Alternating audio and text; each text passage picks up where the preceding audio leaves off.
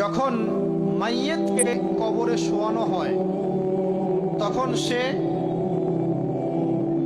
তাকে দাফন করে যাওয়া ব্যক্তিদের হাঁটার খসখস আওয়াজ শুনতে পায়। এরপরে তাকে যখন শুইয়ে দেওয়া হয়, সে যদি মুমিন ব্যক্তি হয় তাহলে তার মাথার দিকে তার সলাত এসে দাঁড়িয়ে যায়। দুনিয়াতে আপনি যে নামাজগুলো পড়েছেন, আমি যে নামাজগুলো পড়ছি, এগুলো মাথার দিকে দাঁড়িয়ে যায়। ডান দিকে চলে আসে তার সওম মানে কি? রোজা। বাম দিকে চলে আসে যাকাত।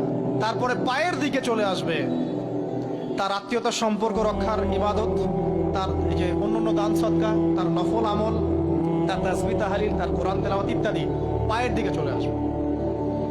এখানে একটা হাদিস এসেছে, সূরাতুল মুলক যে ব্যক্তি রাতের বেলা তেলাওয়াত করবে, কোন সূরা ভাই?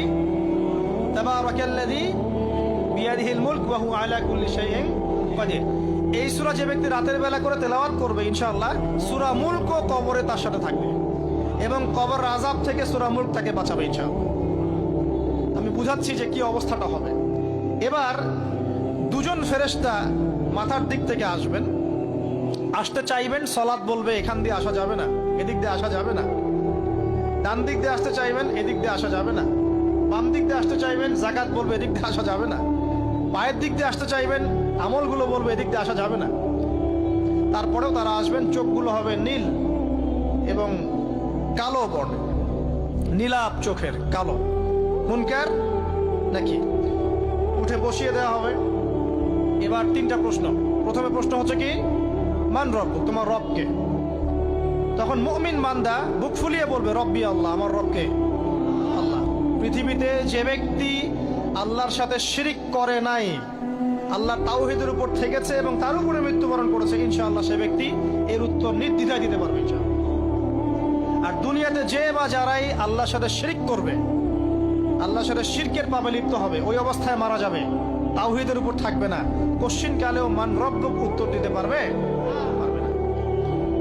তারপরে প্রশ্ন হয়ে যাবে মা দীনুক, তোমার দিন কি ছিল? মুমিন বান্দা উত্তর দিবে কি? দিন ইয়ান ইসলাম, আমার দিন ছিল ইসলাম। এখানে শুনে রাখেন, পৃথিবীতে যারা ইসলামকে পরিপূর্ণরূপে পালন করবে তারাই এই উত্তর দিতে পারবে ইনশাআল্লাহ।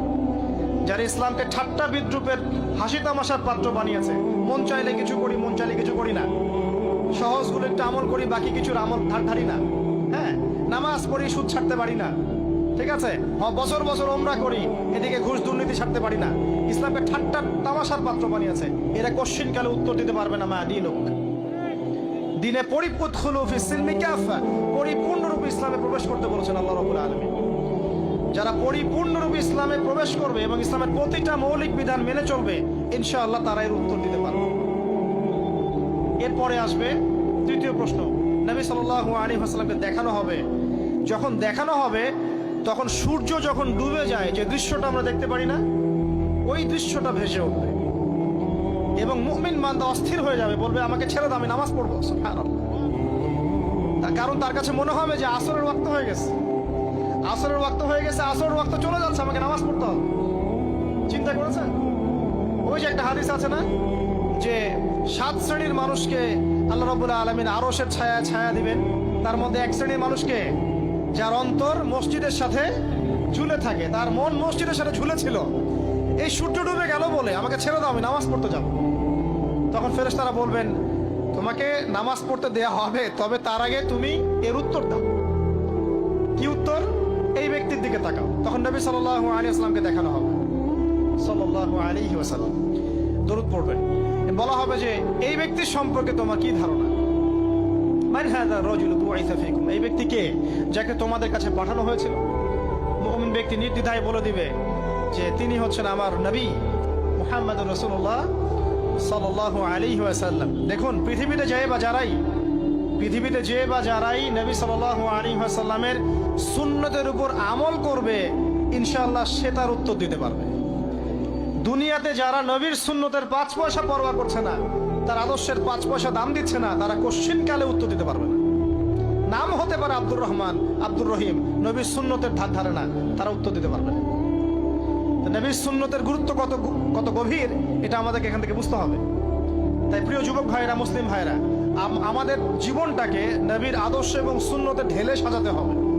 সকাল থেকে সন্ধ্যা পর্যন্ত প্রতিটা কাজ করবো কার তরিকায়? রাসূলের তরিকায়। নামাজ পড়বো তার তরিকায়, রোজা, সিয়াম, হজ, জাকাত, আমল, মুআমালাত, আখলাক সব কার তরিকায়? নবী সাল্লাল্লাহু আলাইহি ওয়াসাল্লামের তরিকা অনুযায়ী ইনশাআল্লাহ। আল্লাহ পাক তৌফিক এনায়েত করুন, আমিন। এবার ফেরেশতা দুজন জিজ্ঞাসা করবেন অবাক হয়ে যে তুমি কিভাবে এটা জানলে? তুমি কিভাবে এই তিনটা প্রশ্নের উত্তর দিতে পারলে? কারণ বেশিরভাগ মানুষ তো উত্তর দিতে পারবে না, বেশিরভাগ মানুষই এই উত্তর দিতে পারবে না। কারণ কিয়ামতের মাঠে 1999 জন মানুষ জাহান্নামে যাবে। নাউজুবিল্লাহ। তো এটা কঠিন পরীক্ষা।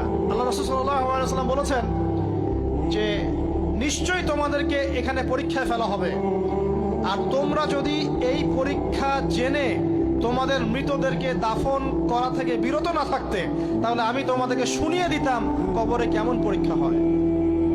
মানে যদি আমরা শুনতে পারতাম যে কবরে কেমন পরীক্ষা হয়, আমরা ভয়ে আমাদের মৃতদেরকে দাফন পর্যন্ত করতাম না। এটা নবীজি বলছেন সাল্লাল্লাহু আলাইহি ওয়াসাল্লাম। তাকে জিজ্ঞাসা করা হবে যে তুমি কিভাবে জানলে এটা? বেশিরভাগ মানুষ তো পারে না উত্তর দিতে। তখন সেই ব্যক্তি বলে বসবে, সেই ব্যক্তি বলবে যে করাতু কিতাব আল্লাহ, আমি আল্লাহর কিতাব এই কোরআন পড়েছি। মুমিন বলবে আমি আল্লাহর কোরআন পড়েছি, ফাআমানতু বিহি, আমি এর উপর ঈমান এনেছিলাম, ওয়া সাদ্দাকতু, এবং সত্যায়ন করেছিলাম। অতএব দুনিয়াতে যারা দিনের জ্ঞান অর্জন করছে না, কোরআন পড়ছে না, হাদিস পড়ছে না, পড়াশোনার চেষ্টা করছে না, জানার চেষ্টা করছে না, কবরে পার পাওয়া ডিফিকাল্ট আছে। এটা একটা অন্যতম প্রশ্ন। আমরা কিন্তু মনে করি তিনটা প্রশ্ন হচ্ছে, আসলে প্রশ্ন হচ্ছে কয়টা? 4টা। তিনটার পরে আরো একটা এক্সট্রা। কিভাবে জানলে? তখন উত্তর দিচ্ছে আমি আল্লাহর কিতাব পড়েছি, ঈমান এনেছি, সত্য